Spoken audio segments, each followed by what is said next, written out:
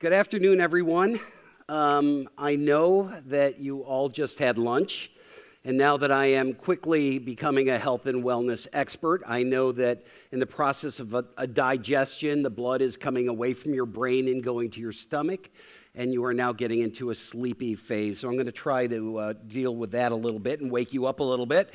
But I did want to mention one thing, and that is earlier in the day I heard a couple of the speakers, a little bit like a joke, but quickly talking about the global political climate and certainly in the United States, what's going on. And I just wanted to add to that and let you all know everything is absolutely fine. There is no problem. There is no problem whatsoever.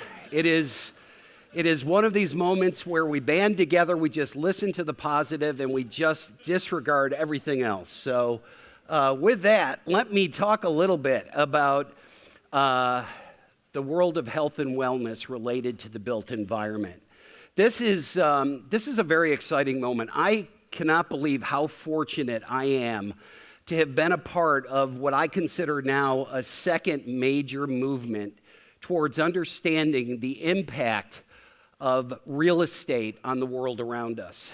For years, I think we all believe that our buildings, our homes, our offices, our educational institutions, where we shop, where we eat, all of these things were just these great boxes. Some looked better than others. Some had better amenities than others, but these boxes were where we came and went and didn't realize that they actually played a very important role in our lives. And primarily, they played a role in our lives relative to their environmental impact. And I think everybody in this room, and I certainly know Romilly and the GBCA, have done an amazing job helping us understand what we can do with our real estate to affect the lives of humans from an environmental lens. Energy, water, waste, materials, toxins, carbon, all of the things that matter so deeply and that we've now figured out a way forward. When we had this conversation 10 years ago in a room like this, we really talked more about our aspirations than we did our accomplishments. And I think congratulations to all of you and to groups around the world like you, where we have actually seen true accomplishments in the reduction of carbon and tremendous advancements in technologies and materials and systems and technologies. And that's where I think we're all headed in the years ahead. One thing I did want to say is the GRESB organization, that's the Green Real Estate Sustainability Benchmark. Chris Pike, who spoke earlier this morning, was the COO of that organization. It's based in the Netherlands. And GRESB does an annual survey of organizations from an ESG standpoint and looks at how these portfolios that are really taking everything that we're doing here seriously perform.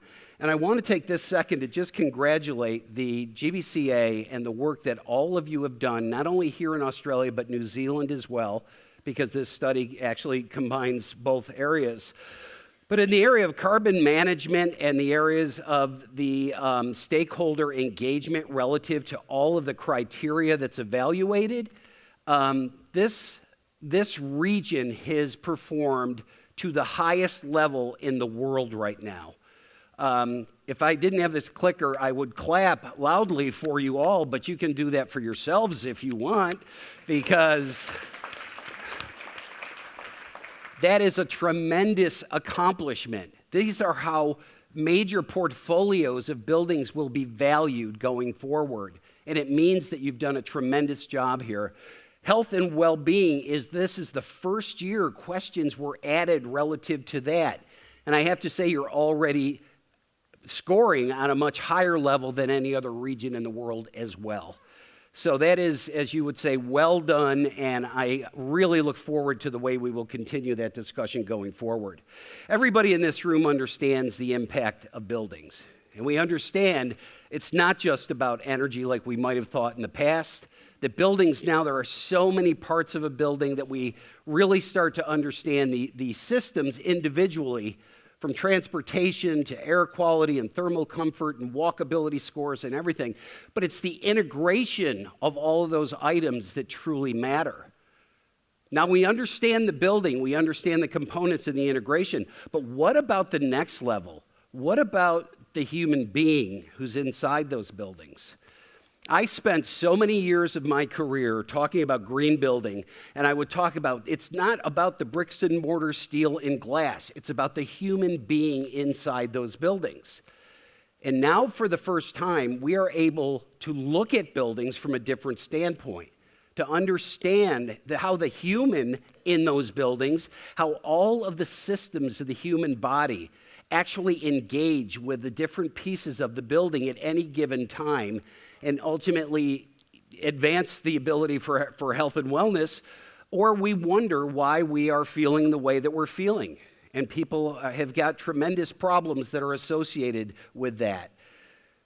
In the beginning of this whole movement, people started saying, well, you know, sustainability is great and green building is great, but what about well? What about well buildings? Why are these two separate? And the truth is, they are not, it's not sustainability plus health and wellness. Sustainability equals health.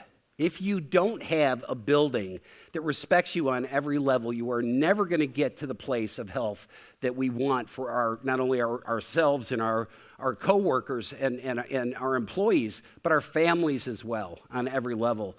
I was with Deepak Chopra at an event a few weeks ago, and he had a very small statement that I just thought was perfect. He says, what we call the environment is our extended body, that you can't sustain one without the other. And I think everybody knows that, and it's where we are moving forward. So if you look at global healthcare spending right now, it's $8.7 trillion and growing. And that number is pretty staggering. It is, I think that number in the United States is 10%, is 10% of GDP in the United States. It's just massive. When you talk to folks at McKinsey and other think tanks, they're saying that the investment right now, not in 5 years or 10 years, but right now it's over $1 trillion investment in this movement and growing exponentially. So when you start looking at the fact that we are understanding the problem, we are seeing the investment go to that area, we're really trying to figure out what is the next logical step that we can take. How do we understand these losses in productivity and chronic disease and stress and illness? How do we understand those in the context of how much money is being spent and how we could reappropriate that money to do incredibly important changes to the built environment that now respect humans, where healthcare costs come down, where all of the opportunities for a better life happen. A couple interesting statistics that I've learned recently is, when we think about wellness and you think about people getting sick, and you think about things that probably drugs can solve, the kind of things that you can take a pill and feel better, or the kind of healing that takes place after a major accident or something like that. That type of health opportunity is only 20% of the equation. The great majority of our health impacts are things that we can do something about. They're environmental impacts of the places that we live, the things that we eat, the exercise that we don't do. All of those things matter in a very important way. And when we can affect the 80%, I think it says a lot about what our future opportunities are. Now, in that 20% is also genetics.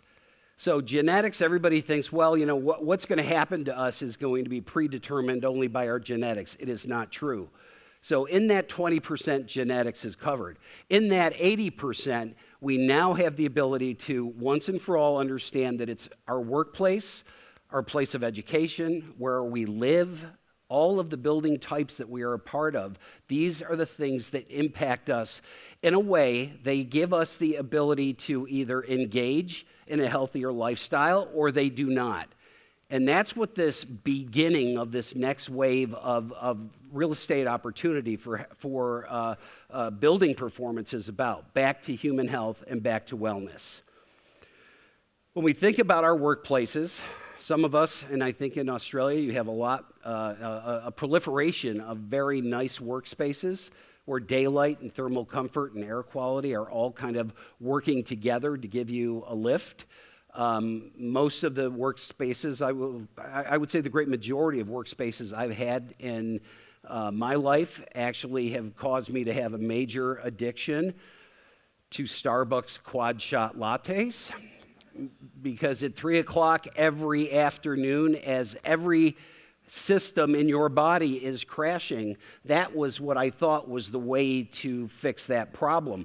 I didn't know that getting closer to daylight and a little bit of a drop in thermal comfort and maybe some outdoor ventilation would in fact give me the same boost that that quad shot latte was going to give me.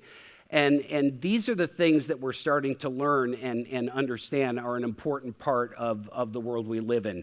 What we eat is important. Where we eat is important. Who we share our food with is important. Exercise is important. How we incorporate this into our life in a way that makes it just a part of living every day is a critical part of the future.